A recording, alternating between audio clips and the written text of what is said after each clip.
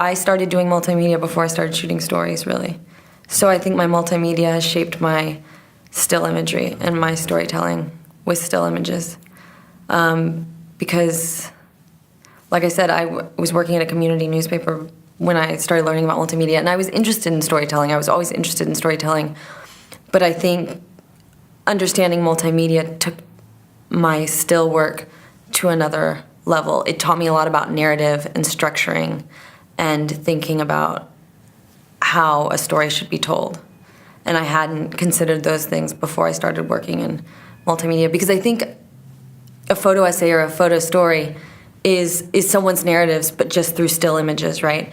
And when you're building a narrative through multimedia, you have their words to work with, and so you're able to create this flow. And then when you take that idea back to your still work, you're able to create that flow without their words narrating it.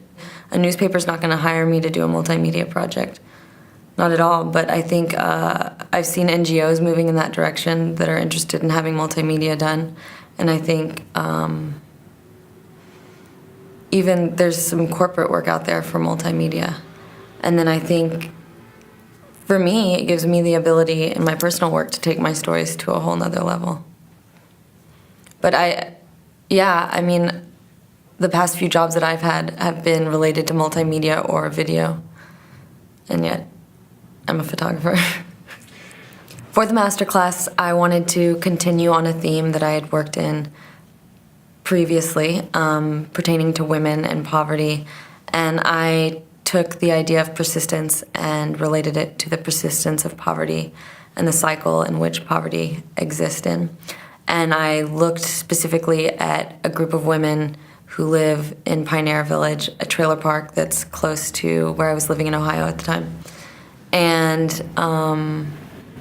it wasn't so much a literal look at women living in poverty, but it was more looking at the isolation and the emotions and the daily ups and downs that keep the cycle. There were a lot of challenges in gaining access and in gaining trust, because I think that there was a lot of concern, oddly, that I was a cop for some reason. I don't know why. And I think that there, in general, in that part of the country, might be a little bit of distrust. I don't know if it's necessarily towards photographers, but maybe towards outsiders. So in that way, I did have a bit of trouble, but once I had spent a lot of time there, I started to become more welcome. And then I left Ohio in late August and moved to New York, and a tornado hit the trailer park that I had been working in. So I went back to Pioneer Village the day after, and that's when I was really welcome in. And I think it affirmed my relationship with the people that I'd been working with and the people that live there. I get to build relationships with people that I couldn't imagine just driving up to this trailer park and asking if I could just hang out. You know, I think people would really question that. But I think when you walk in with a camera and a purpose and a story that you're trying to tell, some people might not understand right away, but over time they do. And then you have those other people that immediately you click with, and they totally get it. And I think a camera allows you to build those relationships. And so for me, I feel like